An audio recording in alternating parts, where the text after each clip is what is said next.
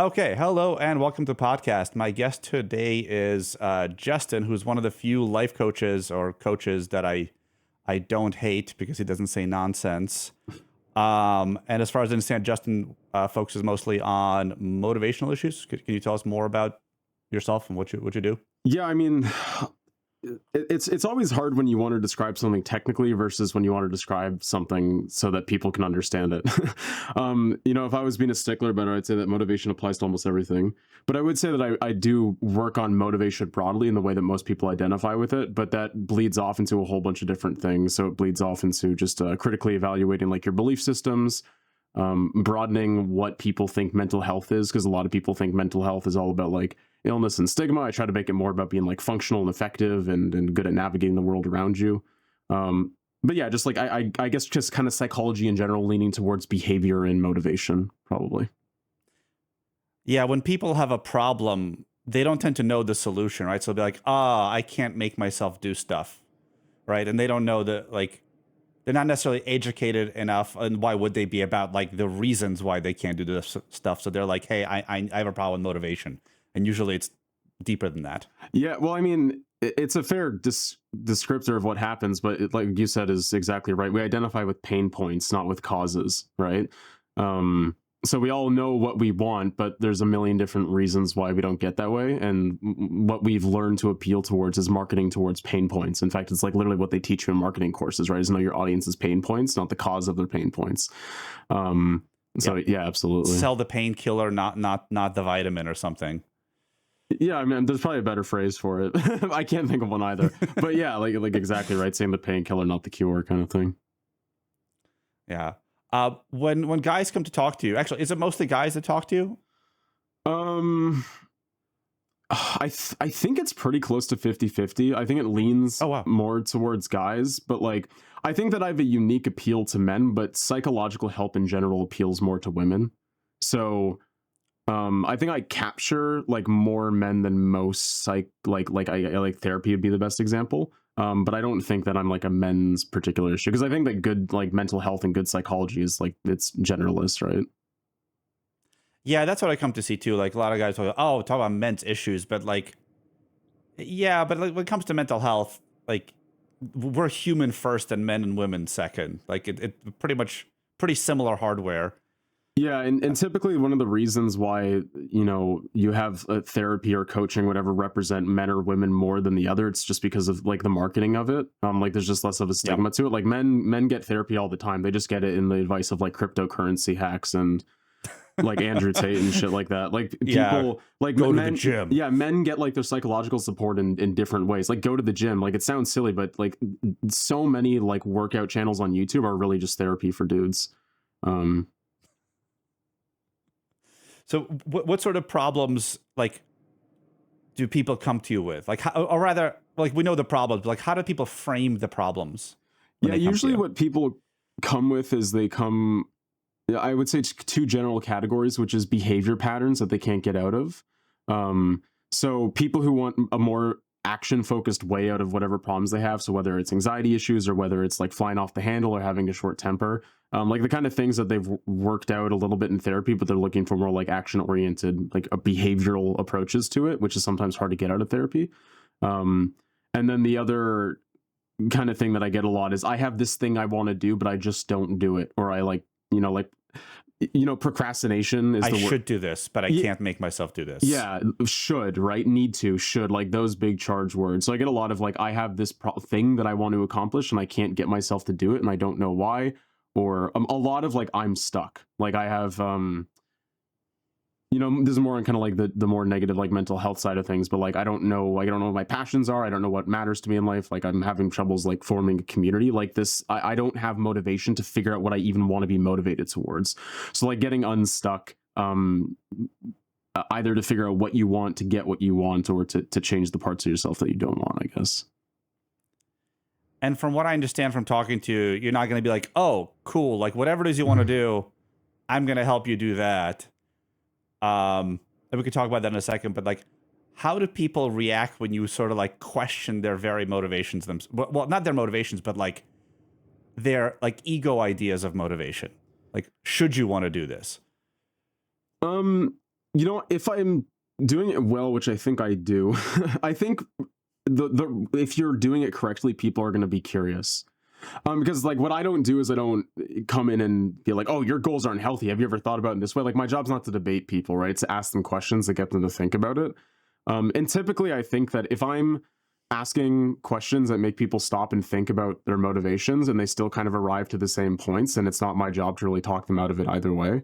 Like if someone has really deep ingrained values, you can't do, I don't think as like a professional hire that you talk to once a week or once every other week, I can do much to get you out of those ideas. But I can get you to see where they're unhealthy, right? So a lot of if you're willing to see it. Well, it's my job to get them to see it, right? Like I don't know if I believe so much in the idea of like, oh, you need to want to help yourself, or you need to be wanting to see it. Like it's my job to put things into perspective for people, I think. So I think a lot of it is me asking questions and making sure that that's really coming from a place of curiosity, or asking them to test it, or helping them understand what it is I'm trying to get at there. And then having them sort of audit their own goals and their own values and seeing if that really gets them what they want to get out of it. And do you find that people are generally like willing to like dive in and be like, okay, well, why do I want to become a millionaire? Yeah, absolutely. Like I think honestly, if you get past the second set, like I'm not saying this is in like all you have to do is touch it out for 3 sessions, like just pay 3 prices and we'll get you where you want to be. What I mean is that if you're the kind of person where you've done 2 sessions with me and you're like, okay, I'm going to book a 3rd one with this guy, we typically, like I've never really had a bad relationship with a client ever. In like a long term, you know what I mean? Because I think most people realize like early on if it's a relationship they want or not. So most of the people that are in it with me for like the long haul, or for like even just more than a couple of sessions, we really get to like a productive point, I think, and help them figure out like either if they need to change their goals or just little things about it that need to change, or I'll help them understand what behaviors they need to work on to get there. If that makes sense. I feel like I rambled a bit there. Sorry. Wow. You mentioned you do a lot of work on behavior, but like ultimately people have to understand like the cause of their behavior before they can change it, right? Yeah, I mean, I generally kind of agree with the good old like CBT triangle, which is that you have thoughts, feelings, and behaviors, and they all influence one another. So you don't necessarily start with the bias of like it's always right to target this one thing. You typically want to work on the one area that's most pliable, right? That's most workable. So whether you're working at the point of emotions or thoughts or behaviors, like you have to figure that out at first, right? Like that's a big journey at the start of like working on like actual like proper change that lasts, I think. So yeah, absolutely. And so by the time people are coming to like a coach, like they're motivated to get unstuck, right? Like 'cause I've talked to people who like the idea of improving, but don't really want to do it. Like they don't really want to put in the work or the effort. Like, do you come across that as well? Yeah, well, what people have is they have really strong intentions that are defined by. Sorry, I have weird birds chirping, so we're gonna pause this for a second. Where's this coming from?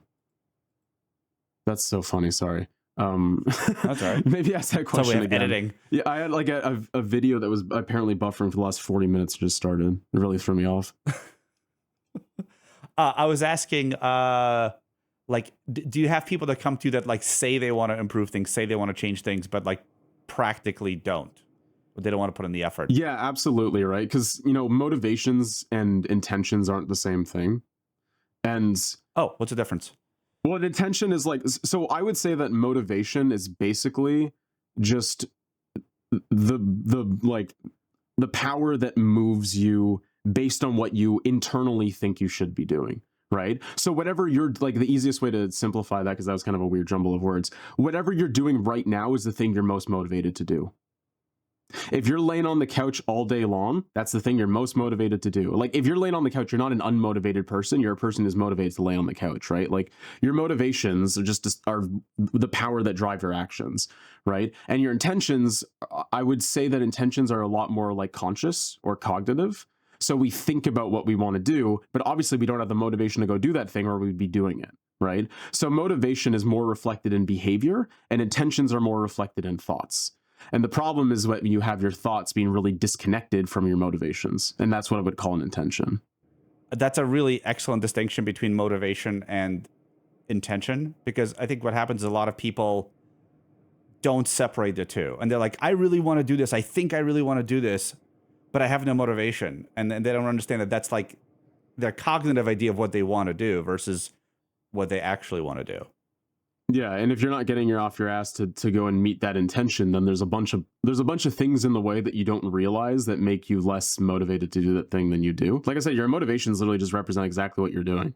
So, yeah, like the things that impact your behavior and your mood is way, way more than just what you're actively thinking about, right? It's all the things that are kind of in your unconscious and your subconscious as well, like all feeding into like that output, which is your motivation, and that can be very disconnected from what you think you want to do, right?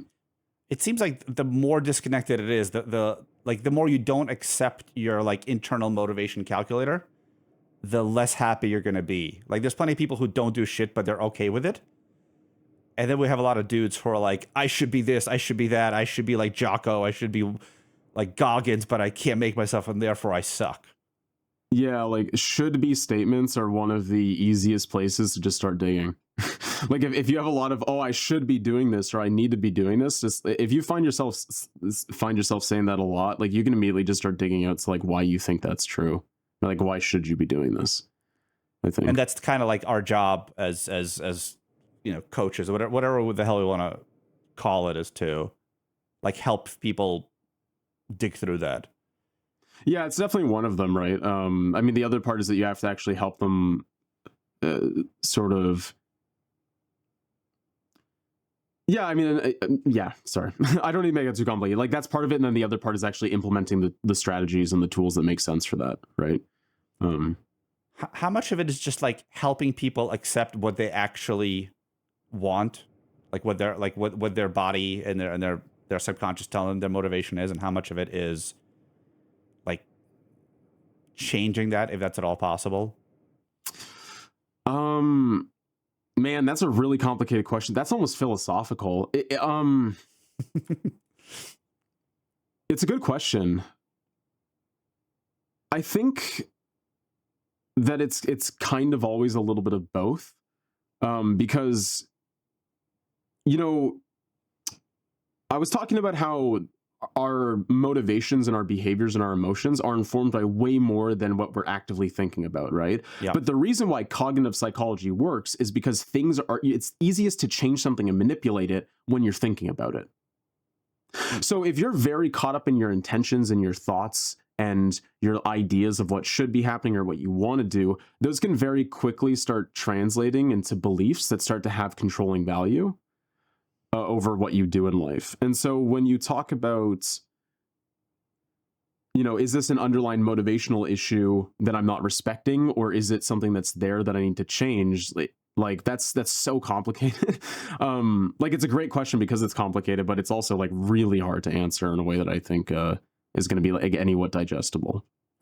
Yeah, that makes sense. I guess the kind of people I end up talking to tend to be like way, way heavily on the like trying to beat themselves into submission, like with their conscious mind. And I feel like for them, like 80% of it is just recognizing that like, hey, just because you think you should be X doesn't mean you are. Yeah. Well, I mean, it can also be about the way that they're going about it. But what you're saying is absolutely true about people that kind of get bullied into having these intentions that they don't actually really care about sometimes, just because it's what society tells them, or it's because it's like an exercise in shame. Yep. Of like telling myself that I should be doing this thing. And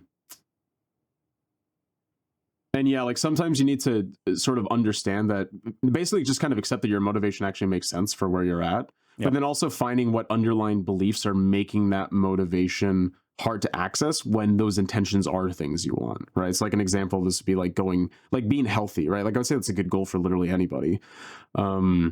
And if you can't, like, I would never be like, oh, well, you're not motivated to be healthy, so that must not be really valuable to you, right? Like, it's about reframing them and sort of challenging the beliefs under there of like what health leads to, why it's important, what you think it's going to get to you. And then also looking at like, what's the strategy you're using? Are you looking at it long-term, short-term? Like, how are you implementing X, Y, and Z? So it's it's really messy, and the reason why it's messy is exactly why I think that it makes sense to have a professional help you with it.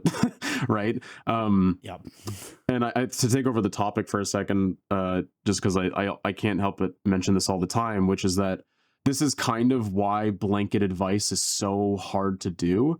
Like, Yep. especially someone that makes content, right? Like, this is kind of a challenge I have, where every single time I make a video, I'm kind of acknowledging that, like, I can only do so much without knowing you and where you live and what you're good at and what you're not good at. Like, there's only so much that advice can do when it's coming from somebody that has no idea about you and your specifics.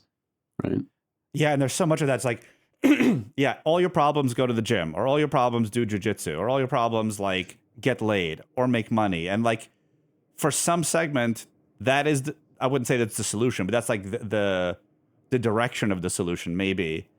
And then for lots of other people, that has nothing to do with their issue, and they'll be like, oh, I'm just not good enough because, I'm not like Jocko Tate, or I don't have 15 bitches, or whatever it is that guys end up thinking. Where that's really has nothing to do with their problems at all. Yeah, and to give a little bit of credit, it does kind of make sense from like a basic perspective, and the idea that I have these pain points. Okay, this archetype of a person doesn't have these pain points, so the closer I get to being this kind of person, the less likely I am to have those pain points. So like you can kind of look at that transformation as getting you to a place where that stuff doesn't happen for you.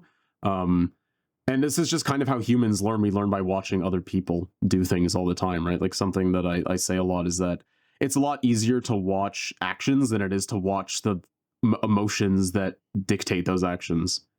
Yeah, Right? that's right. And like, what I think people don't get is that a lot of the things people, we look at guys like Andrew Tate, and again, not holding him up as like the paragon of how you should be, but you're seeing the results. You're not seeing the causes. You're not seeing like his psychological makeup. And people have it backwards. Like, oh, if I do the things he does, then I'll be like him. But it's kind of the other way around. If you were psychologically like him, you might end up doing the things he does. Or if you were psychologically, exactly. like someone else, like Jocko, then you would be doing those things. But trying to copy that person's behavior doesn't necessarily change yourself, your underlying drives. But also that the rewards for being that kind of person are very different, right? Like in a very sort of simple but kind of, I think, good thing to highlight is that part of the reasons Andrew Tate or Jocko are the way they are is because they get rewarded for being those ways, right? Like, do you think that if you adopt those attitudes and you have that wealth and you have that, like, do you really think that you get the same value out of that as they do? Like, they've built entire businesses out of their identity. Do you have a business that rewards your identity? Do you have people in your life that value the identity, right? Like, what you actually get out of having what they have isn't the same as what they get out of it. And that's why they're so motivated to adhere to that identity type. Oh, that's an interesting take. Yeah, if you enjoy those things, but like, what if you don't like fame? What if you don't like being around a lot of people, right? Then like you're not going to do the things that get you that. Or even if it just doesn't have as much utility to you. Like the most extreme example and this is like a pretty rich idea, so there's probably a more simple and like example for this, but I haven't really like found one yet. Probably just I don't explain this to people a lot, but like the example that I use is that I'm not a sort of metaphysical person, so I'm not very religious. I don't believe in spirits or ghosts or any of that shit. And so what if I was a 14-year-old atheist edgy kid, what I would say is, oh, that's because my brain appeals to truth more than the average person, right? But I don't look at myself as somebody that appeals to truth more than a religious person, like evidence and truth. I just think I'm somebody who has found more utility in having an evidence-based mindset about things. Where right? Somebody who lives maybe like in a very religious community, like, hey, like it pays to have a religiosity as it's kind of like valued there. Yeah, because you can think that religion is like, and I don't think that like gods are real, but if you find an intense value in utility, like if there's actionable, like solid, good outcomes out of believing in God, believe in God, right? Yep. And I haven't found that value yet. So what do I just appeal to? Like I like being right, and I like researching stuff, and I like manipulating ideas like intellectually a lot of the time. Like this is the stuff that I get a lot of value out of. And so there's a huge motivation for me to believe that metaphysical shit doesn't exist and that the world is all physical and material. And again, that's kind of a complicated example, but it's the best one I can think of, like on a conceptual level, is that like your brain values utility way more than it does truth and evidence and reality. And utility being like real utility in like the direct feedback you get, not like your idea of what utility will be. Like, oh, Yeah, like the maybe in like things. 100 years or 50 years, I'll be rich. And that's not utility. That's not how your brain sees it at all. Yeah, like how does believing in this or having this identity or doing this provide value to you in a more I hesitate to use the word needs, but in a more like fundamental need type basis, right? So like if you believe, if you're an atheist or if you're a Christian, which one of those is going to connect you to your community, is going to make you feel more competent, going to make you feel more value, make you feel more appreciated, right? Like these are the kind of things that are really motivating you to believe in one thing over the other. And I do think that not believing in metaphysical things is just as much as a belief as thinking that God is real, right? Like in that sense, at least. Oh, and by the way, if my voice crashes again, like I know what to do to like I'll need to like change a setting, but just like let me know and then we'll fix it and keep going. Okay, And it yeah, we probably can will always happen in cut like it up. 5 minutes.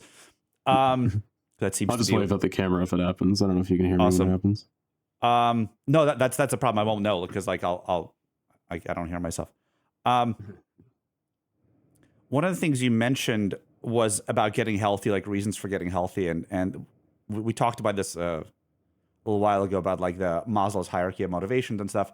And I like your idea on this. My feeling is that if you don't feel like getting healthy is important, like if you don't feel like you have the motivation to get healthy, it's because you don't see like meaningful value in it. Like you're not dying right now, and maybe you have nothing to like be healthy for. Because usually like being healthy is something like in the future. Like if you don't have like immediate symptoms, in your head, okay, yeah, like I'm gonna give myself a heart attack. But in my personal life, I found that like when my life sucks and I don't see a future, I don't really want to exercise. I don't care. But if I do feel good and I'm like things are going the way I want, I want to, my relationships are good. I want to be healthy for my family, whatever. Then like I find built-in motivation. Yeah. Well, yeah, like the long-term planning of motivation is a really relevant part of it, right? Like what studies have pretty much come to is that humans don't really give a shit about something that's more than 3 months in the future. Yep. Is there really a study like on this? Because that seems completely true. Yeah, go look in your calendar right now. I promise you, you don't have anything significant more than 3 months out in the future. I don't have anything more than 2 days out in the future, but yes. But yeah, that's typically what we find, right? Is that people don't really like, it's called temporal discounting, and basically what it just means is just like if the further out it is in the future, the less it matters, like emotionally to you, and your emotions are what drives things. So now you can bypass that with like the right, like that's the beauty of psychology and cognition, is that you can do certain things to help you sympathize with like more long-term goals, but you have to be actively doing that, and those have to be skills that you pick up either like just passively over the course of your life, over what people teach you, or you need to know the actual strategies for it. So like it doesn't come intuitively to a lot of people, the idea of like, how do I create long-term motivation for myself?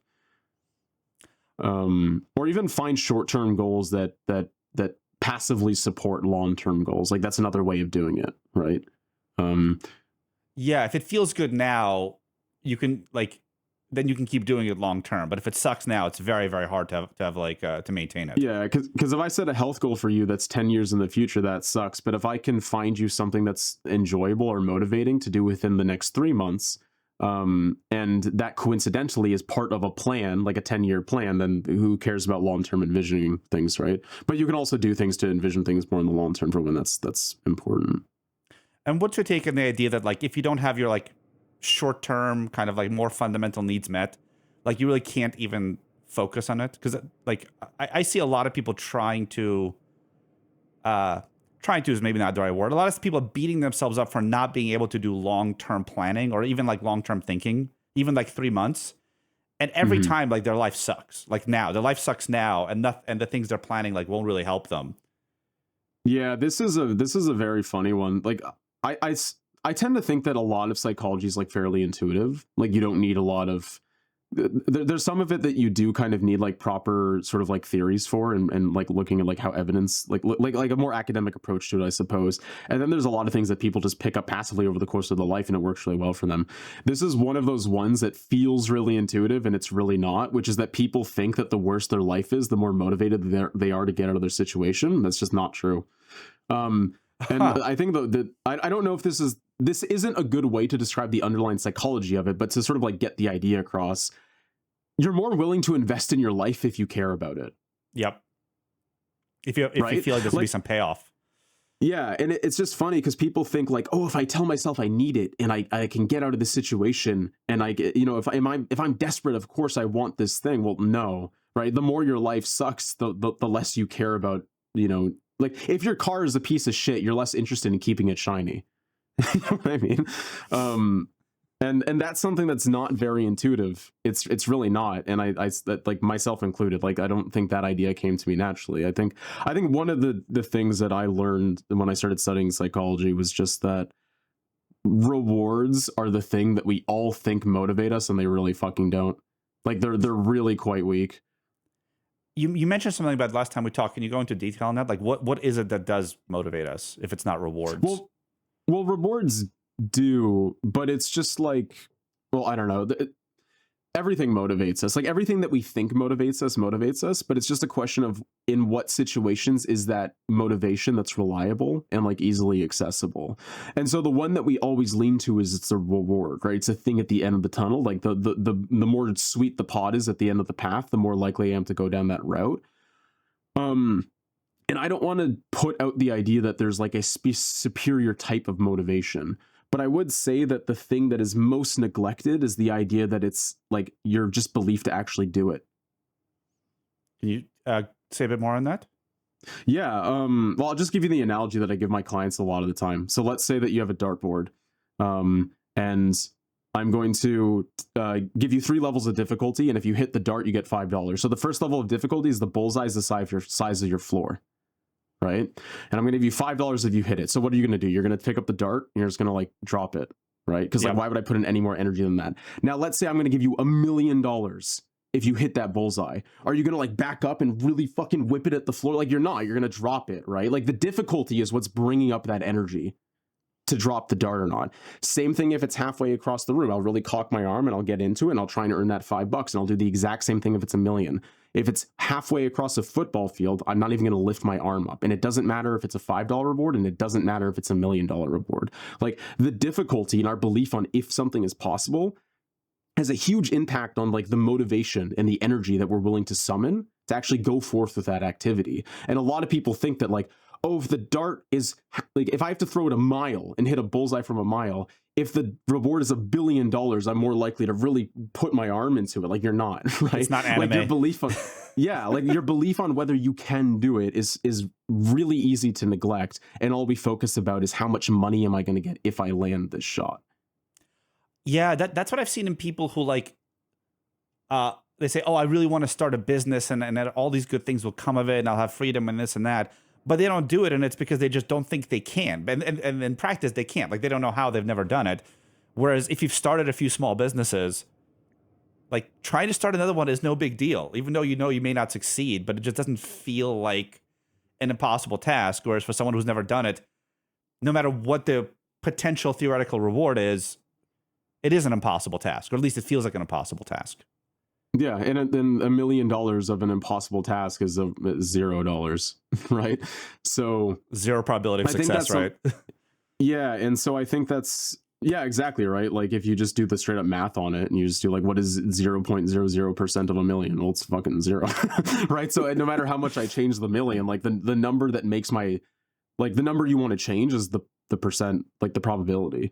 And that's so simple. Like I don't think anybody's mind is blown to that concept, but that's something that people neglect so often is they just try and like bribe themselves with the end reward of something. And it's not a type of motivation that people need a lot of the time to actually like get their ass up and start working on the things they want to start working on. Like a business, like you brought up, being a great example of that. So what would work for people, right? If it's not like the long-term unreachable reward, what is it? So one thing is finding out the relationship between the belief of can I do it versus the reward of what will I get if I do it. Like that's one thing you can do is sort of bring up like your belief that you can do it rather than trying to hype up the rewards, right? But the other thing is also understanding where the hidden conditions are. Like this is something that I've worked on with people starting businesses a lot, is that what you kind of realize is that the needs of the business are really imposed in a way that are more like personal needs or like emotionally satisfying needs. So sorry, if you are trying to, if your goals of what makes a successful business are like these really weird specific conditions and needs that you've set for yourself, well, you can just kind of change what a successful business is, right? Like, does a successful business need to be making money in the first year? Does a Right. successful business need to, like, do you need to have full-time work with it? Does a successful business need to replace your full-time job? Like, these are needs, right? That you set, and it completely determines like what you consider successful and what you consider not successful, which is determining if you want to do it or not, right? Because why would you want to start an unsuccessful business? But when you determine a successful business, what is success, right? These are all standards that you're setting for yourself. So visiting like your belief that you can do it, but also revisiting like what are the conditions that are underlying everything that you're working on, and how can we manipulate those from any number of angles in a way that actually like brings up the motivation to start working on it. Mm. One experience I've had is I've worked with a lot of people who are like musicians or actors, and they often have like success criteria for their life that seems very difficult to pull off. It's like, I want to be famous, I want to be a successful musician, and it seems like that's like you're making it difficult for yourself to actually be successful because you're very extremely narrow, and it's not even out of your control. Sorry, it's not even in your control of whether it happens, and so it's like Mhm. hard to make it happen. Is that kind of what we're talking about? Yeah, a little bit. Like basically what I think it's kind of a different area, but it's like a similar thing. Like when you get this sort of like I need to be a rock star or I need to be like a Yep. Hollywood actress type ideas, I find that the thing that people struggle with the most is that they don't know how to diversify like the things that they want in life. So Mhm. like they want to be socially validated, they want to be competent, they want to have money, they want to have freedom, they want to have a wife, and they're tying all of these things to a rock star. And it's like, okay, we can really like chop up the way that you're going to satisfy all of these things that you want in life and stop making it so that so much hinges on this like level of success that is so impossible, intimidating that all you're going to do is procrastinate when you think about doing it, right? So if I can like bring down the stakes of like what you think you need to get out of this particular goal of like becoming famous, then we can actually start getting you to work on the actions that might actually let you become famous someday, right? And it's the same with like the guys who are like, if I just get rich, my life will be good. If I just get super, super fucking jacked, my life will be good. But like, if you look deeper, it's like, okay, I want money, I want girls, maybe I want attention, maybe I want whatever it is. And maybe you don't actually need to get jacked for any of those things. Yeah. No, for sure. And like again, like a huge reason why a lot of guys want to get jacked is because they don't really have another, they don't know a better way of like satisfying their sense of confidence or validating their sense of masculinity. Like a lot of guys don't know how to feel masculine if they can't like look like fucking Schwarzenegger. And yeah, like really sort of helping people work through alternative ways of like making it so these are attainable goals outside of this like fever dream of becoming like the next Hollywood like cover model, is really really important. And the funny thing is that most of the like a lot of the time that actually lets you end up pursuing your goals, because like I said, you're more likely to invest in a life that you care about than a life that you don't care about. So if I can give you a sense of confidence and masculinity without requiring you to have a fucking six-pack, well then I can probably increase your motivation to start taking actions towards getting really fit, right? Like maybe the best way to get a six-pack is to take all of the fucking rewards away from getting the six-pack and making your life as it is a little bit more tolerable. And these are just the kind of things that I think are really unintuitive, because we've been conditioned so much to think about rewards Mm. and like the idea of like hyping things up. But like these sort of like psychological angles, I think, really help people get unstuck if you know how to navigate the situations within on them. And the worst thing is that even if you do get the six pack, if you never like unpack what it's for, you will still be, I tell people that like, if you're an insecure guy and you get wealthy, now you're an insecure guy with a lot of money who's a target. Like, Yeah. or if you're an insecure guy who's like, I need to get fit. Okay, now you're an insecure guy who's really fit, but you're still the same. Like you actually haven't changed, and you're probably just as unhappy. Yeah, and very anecdotally, but I use it because I think it's something that people will identify with. Is like you hear this story in like the entertainment business all the time, like the amount of people that start writing music because they have all of these issues, and they become like they get every access to every resource they could ever want, and they're still fucking miserable. Yeah. right? Like everybody knows a musician that has like, killed themselves despite being wildly successful. And you think like, how does this person not have access to all the resources they need to sort of like satisfy their needs? And it's like, you could be cynical and say, oh, they're just fundamentally broken because this, that, and that. Well, no, it's just because they never adopted healthy goals along the way, right? Or they never adopted goals for healthy reasons along the way, might be a better way of saying that. Yeah, I mean that person who has money maybe has more access, but like if their life might actually make it more difficult for them to look at themselves honestly, right? And now they have all this pressure of being a successful person, have to keep going. It seems terrible. I actually want to go back to like something we talked about, not about motivation. You said like one way is to like change what your goals are, but and tell me how this plays into it. Like what I've told people, let's say you want to start a business, right? If you don't like, I see a lot of people being like, oh, I want to start a scalable something, something, something. I'm like, bro, like learn to crawl, like sell something for like $1. Like make the goal short term and attainable before you're like, I want to make 6-7 figures. Like sell things for $1. I feel like that's like the first step people have to take, and they often don't realize that like once you sell something for $1, you could try $2 and $4 and etc. Yeah, well, I mean, I think that goes back to what I was saying about sort of like it's setting the needs of the business. So if you sell something for $1, how does that validate you as a super successful entrepreneur that's going to, you know what I mean? Like if the idea of owning a business or scaling something up to, whatever value, like that's not really an inherent goal, right? Like that's only a goal because you're not born with the desire to scale a to business. be an entrepreneur, right? Right. The business is a goal that satisfies like other psychological, like physiological goals that you have for yourself. So selling something for $1 is just, it doesn't like emotionally do anything for a lot of people. And so they need to keep ramping the goal up until it's something so unrealistic because it has to compensate for so many things that they want out of life. Right. So like more palatable goals, like it doesn't matter if the goal is more realistic. It matters if the goal is satisfying the emotional need that they want to satisfy. I would like, I've looked at it as like, if you set the goal really low, it's easy to meet, and then you build a little bit of, I think you mentioned this term, like self-efficacy. It's like now you can at least sell things for $1. That's a huge step from never selling anything yourself. Yeah, absolutely. Right. But that's where the challenge gets in. That's where and even somebody who's like listening to this who might identify with that issue of like, oh, I'm realizing that all my business goals are to like meet these emotional needs. Like they still won't be able to solve the problem on their own inherently. Right. So that's the challenge, is like getting them to that point, is getting them to like where the idea is of, setting a more manageable goal so that they can build evidence on top of, like, build confidence on top of that. Like getting them to the willingness to sort of like bring themselves down to that level is a lot of work in itself a lot of the time. Like it's where I've put like a lot of time in my coaching practice, but it's the work that matters the most.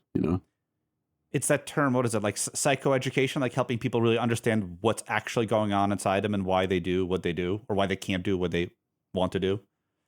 Yeah, I mean, psychoeducation is like the broad term that would cover kind of like anything in terms of like learning how it works. Yeah, I don't think we need to fancy up the words too much. Like psychoeducation or insight, take your pick, right? Like insight is what you would use if like insight or psychoeducation, I think, are both fine terms for it. But yeah. Yeah, it seems like the first step is like you have to know how you work, right? Like we talked about difference between motivation and intention. And like even that I think helps people a little bit, but they have to like really understand like, okay, so like what is it that motivates me? Why can't I do this? Why can't I do that? And it takes a while to like accept yourself. Yeah, your motivation tells you who you are. Your intentions just tell you what thoughts exist in your head. Yeah. Right? Like those thoughts aren't you. They're just thoughts that you're having, right?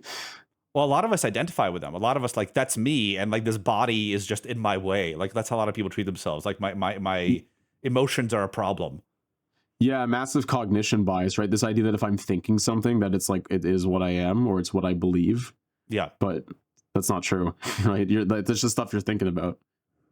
I grew up like that, like being one of those like very cognitive bias people, and it just makes you miserable because you're just like spending the majority of your energy trying to fight yourself, and you can't win. Like you can't possibly win past any amount of time. Yeah, I think that if you're Yeah, if you're a person that kind of identifies as like being like really smart or intelligent or very like conscientious when you're younger, you Yep. probably run into that issue a lot of what's called like intellectualization, Yep. where you basically the fantasy is that you're just like this floating soul of agency that can do Yep. whatever they want and anything I think is will. Like that's the fantasy of like every like 16-year-old kid who really identifies with like being smart but is still struggling Red with a lot of enters shit. Like they games, things just like want to that. be their agency and intentions, right? They just want to Yep. 3D print whatever's in their brain all the time. But yeah, it's what's kind of called like intellectualization a lot of the time. Is just like making everything about like conscious manipulation. That's just it's not where the work is needed most of the time.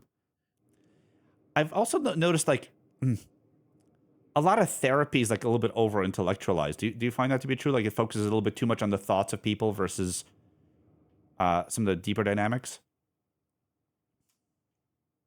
I think that ooh, that's a really tough one. I think like I just want to be careful about comments I make with therapy, but I do think that therapy does at times, and I'm not going to say like most of the time or sometimes, at times, therapy really does run the risk of just basically like artificially introducing like mulling on things for way too long. Like there are a lot of people that are in like the talk therapy stage, I think, for way too fucking long. And like if you're sitting there talking about your problems over and over and over again, at what point is this literally not just ruminating? Right. Mm. And therapy is literally like something that's designed to target and change, like stop rumination. Right. Like the idea of just uselessly like dwelling on things over and over again. um I don't know if I would call that intellectualizing it though, but I suppose that's more like me just nitpicking the words of it. But yeah, like I do think that therapy sometimes runs the risk of like, okay, we're just talking ourselves in circles about how we feel, about how what we think about it. And it's like, when are we really getting to like strategies that are like correcting the way we think or correcting the way we behave? Um, but it's always hard to tell if that's an attack on therapy or a particular therapist. But sometimes I do think that there's way too much time in therapy sessions spent on like the talk aspect of it, right? So that was another thing I wanted to ask about. Like, is this a like? Are the various problems people experience? I guess problems like lack of effects or lack of results people experience with therapy. Is it therapy as a practice? Is it therapy as the individual therapist? Is it like the financial system that therapists find themselves in? Like, what is it? It's very hard to like offer a really concrete example. Like one thing that I can tell you for sure is that we can look at what makes therapy effective. um it's very hard to talk about. Like one thing, so for example, if you're looking at a qualified therapist, right, and you want to predict what the best outcome of therapy is, like because this has been studied, obviously, you don't want to look at qualifications. You don't want to look at the type of therapy they're delivering. You don't want to look at like how's referred. You want to look at the general feeling of rapport in that relationship. It's just about how Mm, well they talk together. Because, and that's not because like if you like hanging out with somebody that they can heal you. It's because rapport is what mediates therapy, right? It is the like the metal by which the heat passes through. So the better relationship you have with your therapist, the better all of the stuff that makes therapy work is actually going to reach you, right?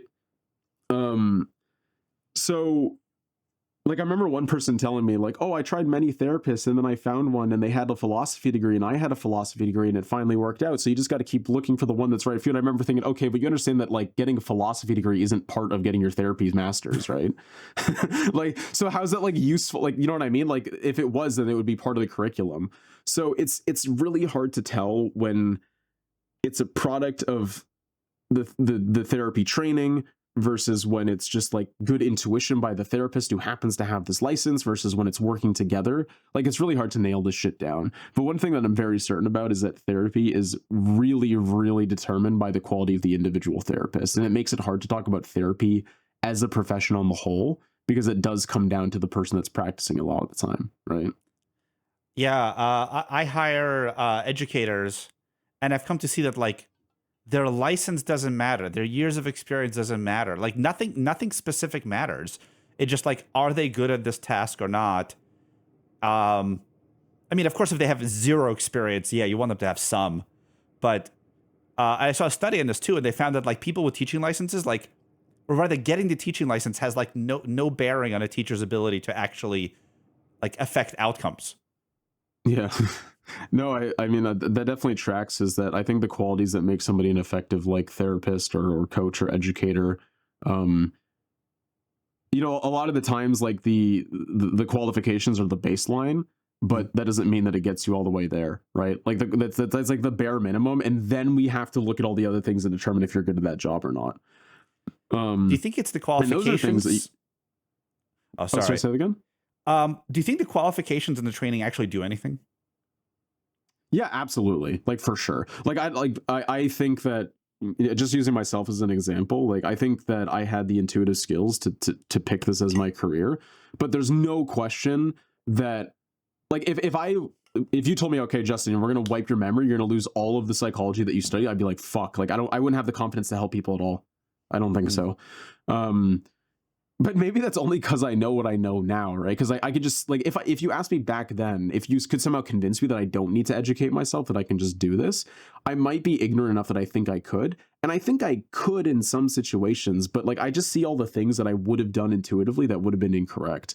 Um, and I do like think that the actual case formulation of therapy is really useful on an institutional level at the very least, because it's like if when you have a diagnosis, it makes it really easy for you to be able to seek care from other providers. Like that's a huge advantage of having a diagnosis, right? Because you can take it to psychiatrists and they can give you medications for it. You can take it to your doctor. You can use it to relate to other people that have the same situation for you if you're looking for peer support. Like there's lots of things about having like a clear concept of like what's like challenging you, and being able to use that in other situations. But um yeah, sorry, I just realized I got off track. Yeah, I do think it matters. I think the Okay. education definitely does matter. But the stuff there's a lot of other stuff that is just as important, honestly.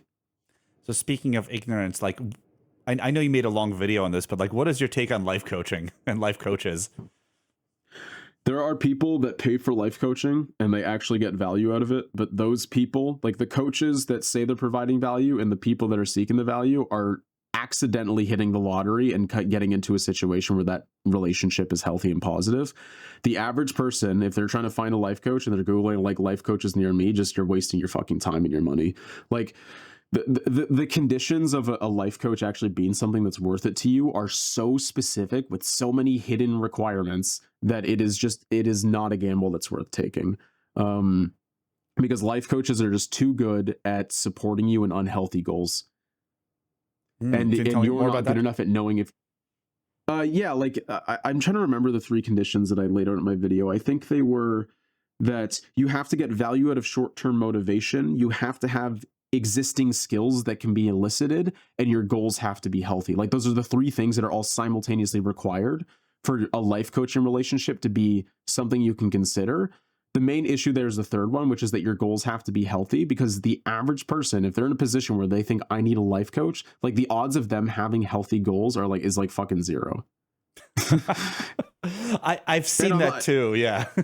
yeah, and I mean that not because like, oh, if you're looking for a life coach, you're a sucker. I mean that because the average person is just not fucking good at knowing, like even the exceptional person, like no, nobody. I changed my mind. Nobody's good at knowing if their goals are healthy or not, right? Like even as somebody that studies like psychology for a living, it's so funny when I realize like how much I am not following my own fucking advice. Like it's so much easier to work with other people who can get you outside of your own head. Like it's crazy. So like yeah, going through trying to go through that process with a life coach who is trying to confidently assure you that you're doing the right things to make your life better is just like a disaster waiting to happen. And again, like there are accidents there where these relationships are really good for people, but if you find that kind of relationship, it's not because of any, it's not because of you did anything intelligent in your selection process. It's just that you got lucky. And so if you're trying to hire one like out of the wind, like I would never bother, honestly. Hmm. This is something we discussed before, but life coaches don't, on average, like, and I guess I don't know what you want to term yourself or what I want to term myself, but like, there doesn't seem to be much of I don't know what you want to call it, like they don't seem to want to like actually like ask you like, hey, is this goal healthy? It's like, hey, what I see about life coaching is, yeah, client comes to you, you don't need to have any knowledge, you don't need to have anything, you just take this like certification course, not approved by the state of Texas, just just we made it up, and then like help support the person on whatever the hell they say. And how many people don't do that? How many people push back? Anybody who calls themselves, like, here's kind of how I think about it. I would like to think that there are people that call themselves life coaches that have good intentions, that have really like studied it. In fact, I know that there are people that are like psychiatrists who have started life coaching practices. But like, as somebody who has like spent a lot of time investigating this industry myself, I don't know how you look at the life coaching industry and decide that's a title you want to use for yourself. Like, Right. I just don't understand. I can't see a world where I wouldn't want to distance myself from that in some way. That's how much So that's how I feel. Yep. yeah, and so the way that I kind of feel about it is that like I just think about, I think coaching is valid. And so what I think about coaching is it's like helping somebody perform at a particular thing. So the skill of being a good coach is extremely relevant, right? But it's only relevant if there are other skills that you're actually coaching people on.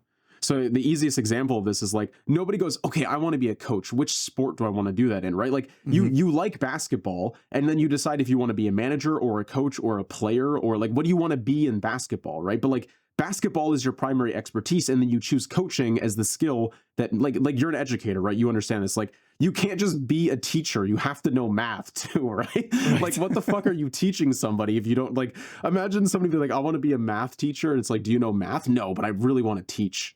Like that doesn't work. So coaching is very relevant. So like, I think that when you're looking at a coach, what are they coaching you on?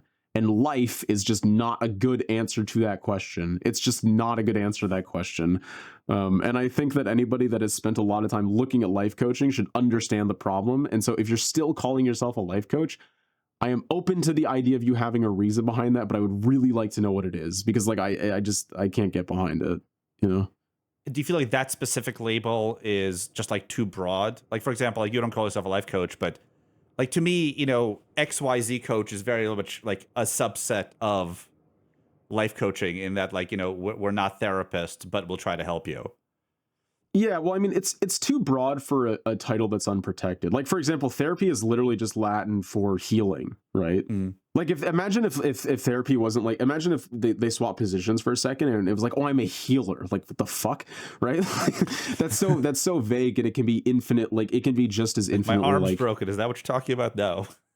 yeah. But the thing is that therapy is regulated and controlled and licensed and academic and evidence based. So like, therapy can get away with it, but life coaching is just like, if for what the nature of the business is, I don't think that life coaching will ever be a good term for them to use. And so I think just from like a consumer's perspective, you want to take the coaching industry and you want to have people attach themselves to more specific things so that they can be held a little bit more accountable. Like, I'll give you a good example of this. I remember this one woman called herself a hormone coach, right? The reason that's good that that's specific is because it's more obvious that it's bullshit, because that's just somebody who's pretending to be an endocrinologist now, right? But if I say a life coach, that's so vague that I don't even know how to critique it. But if you call yourself a hormone coach, you're at least giving me like a specific thing that I know I can call you out on. So I think for the sake of the consumer, it's good to have coaching get more specific. And so life coaching, being as inherently broad as it is, will just, I think, at least for the next 100 years, always be like a bad title for what people in that industry want to be doing. It's been pretty thoroughly ruined in the last like 10 to 15 years, right? Yeah. So, I mean, like, coaching's fine, man. Like, there's lots of people that do coaching. They do like business coaching or sports coaching. Like, sports psychology is very real. Like social media coaching, like all that stuff. So like coaching, just being like, hey, like, I know how to do this thing, and I'm going to help you. Like, I'm going to conduct my expertise to you, right? Just like an educator or a teacher. Like, I'm a teacher of math. I'm a coach of social media. Like, that's fine. Like, your teaching skills are relevant, but only if you also have the expertise. So, I think it's good to go to like a place where we are making sure that the expertise is very clear, because life is not an expertise. So if people, for example, want to work with you, like there's some things you can help them with. You talk, motivation, but like there's probably like a broad list of things which are maybe adjacent, but you don't help them with, right? Like, can you give some examples of like, nope, this is not my thing. Like what I don't do. Yeah, if someone comes to you and they're like, "Hey, Justin, I have this problem," and you're like, "That's I can't help you with that." Yeah, so one thing that I definitely don't help people with are personality disorders. Like it's not something that I've studied very well. It's not something that I'm interested in helping with. I also don't do anything that's like trauma based. So if you know that you need to like resolve inherent like traumatic experiences, like don't come to me for that either. Um anything that I think there's a lot of like psychological issues that I can help with, but I would consider myself like an add to their support network rather than a primary example of it. So for instance, I help people with ADHD a lot, but I can't prescribe you ADHD medication. So I can't be the only person in your network that's helping you with your ADHD system. Like you need to at least get a medication prescription that you're comfortable with first before you come to me, or like you need to understand like the potential that medication has in managing your disorder. So like yeah, like same like and even trauma based things can be like that as well. So as long as you have a therapist helping you with trauma, like I can help you with a lot of like the mental health aspects that are tied to that as well. But like it's just important to understand that there are like multiple ways to manage an issue. And so I help with some issues, but definitely not on like the psychiatric side of it, the trauma side of it, the personality disorder side of it. Um yeah, those would be the big things that I think I don't help with. And so I guess you're saying that the big issue is with life coaching in general is this like nonsense where people say like, "Hey, I can help you with anything." Like whatever life problems you have, like your cat died, you're trying to get a better job, you're trying to start a business, no problem. We'll just like, you want to be a millionaire, talk to me. Yeah, exactly. Like, I mean, I'll help you with the motivational side of your business, but like, I don't fucking know how to launch a business to 6 figures in 2 months or whatever people are promising these days. Like, yeah, like what I call myself is behavioral awareness coach, right? Like, I just try to help you understand the behaviors. Like, I try to help you understand why you behave the way you do, why you think the way you do, why it's hard for you to do X, Y, and Z. And then the other part of that is like, which isn't built into the title, but obviously what's logically extending from that is that I also know the strategies to help you take control of your behavior as well. And that can apply to like a lot of different things, obviously, right? It can apply to ADHD, it can apply to mental health, it can apply to like values, it can apply to like, stopping procrastinating, working on side projects, like all the kind of shit that is logical to that. But it's not going to help me understand like, uh, particular like personality disorders or I can't prescribe you medication, any of that kind of stuff. Gotcha. All right, man. So we'll be talking for a while. If people want to find you and work with you, like one, do you have any time slots available? And two, how do they find you? Yeah, so yeah, if you want to find me, you can just Google Selilium thoughts for social media, or my website is seliliumcoaching.com. The two social media channels that I'm active on right now really are YouTube and somewhat Instagram, but mostly YouTube. So yeah, just my website, seliliumcoaching.com, or Selilium thoughts on social media. Awesome. All right, Justin. Well, thank you for taking the time. Yeah, thanks for having me, man. It was a great talk.